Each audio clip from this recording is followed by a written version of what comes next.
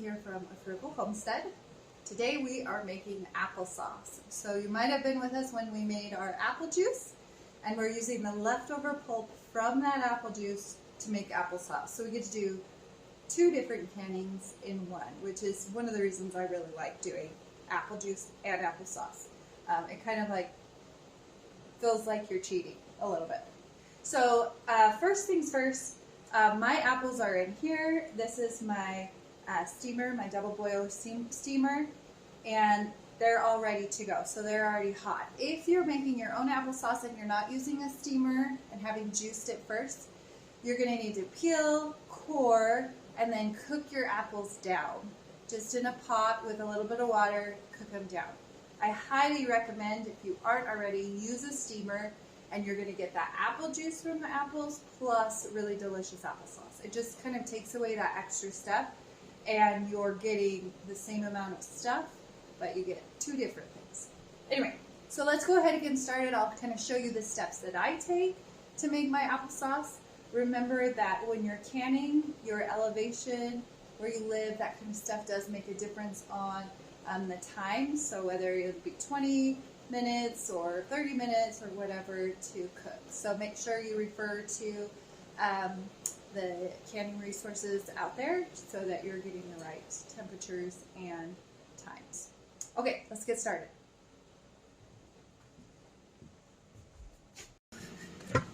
So first thing that we need to do to make our applesauce is to mush or mash our applesauce down. Now I like to use just like a food processor to do this. Now if you've used your juicer, you can already see that applesauce is pretty dang mashed up already, which is great. Sorry, I just see a little seed. And I try when I'm doing my applesauce or when I'm coring my apples and stuff to really watch for them to be nice and like good apples. So if they have, you know, if they had bugs or whatever, like I cut off the bad stuff. So when I get to this point, I don't have to worry. Oh, I'm just going to use my food processor and process this.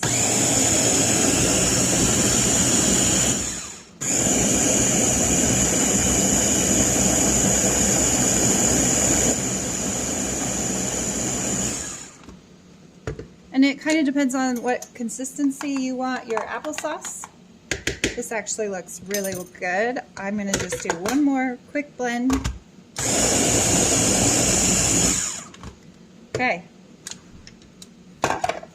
And there's our consistency. Now we can put this right into our jars.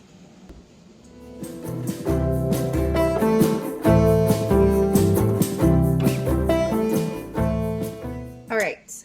I've got some jars here. They're nice and hot.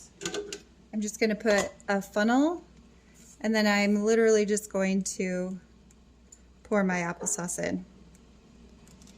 It's easy as that. Now, if you wanted to flavor it, there's lots of different recipes that you could spice it. But we just eat it plain. You can always flavor it later. It's kind of my thought process. And I personally like to put my applesauce in pint jars because we just don't go through it as fast. And I don't like it to go bad. Okay, so these two are full. Just put my lid on and my ring on. And they are hot, super hot. So they're ready to go. Okay, and now I just repeat the process.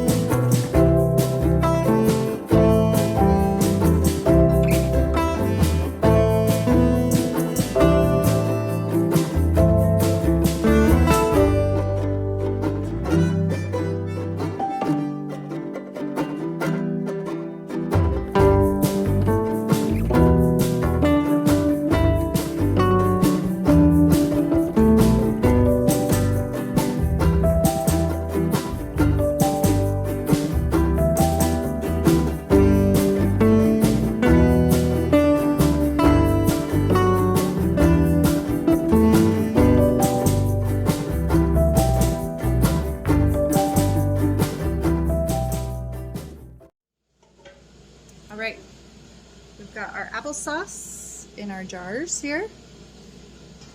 Now we're going to put them in our water bath canner.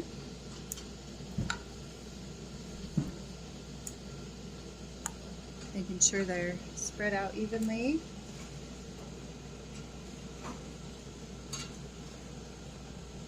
Make sure everybody will fit in there.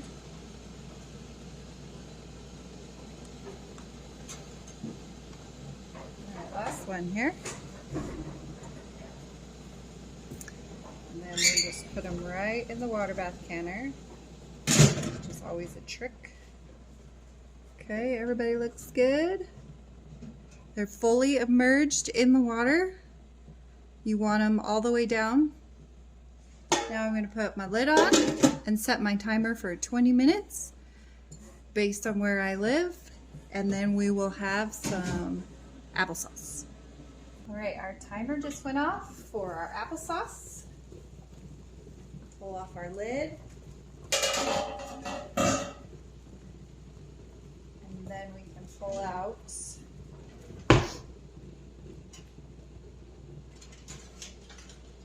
our jars here. They're looking good. It's delicious. And then anytime that I can, I always put my jars on the countertop on a cloth of some sort, a towel, usually it's a towel, let's be honest, but you know, some piece of fabric, and that way they don't stick to the countertop for one, and then the countertop is usually a lot cooler than the towel, and so if you put a hot jar on a cold surface, that doesn't always work out. So here are my applesauce jars. They look great. You can already hear them popping, which is so fun, which means that they're sealing, which is what I want. I'm going to leave them on my countertop for the next 24 hours, and then tomorrow I can label them and get them on my shelf. I hope you enjoyed this video, and I hope that you get making applesauce yourself. We'll see you later.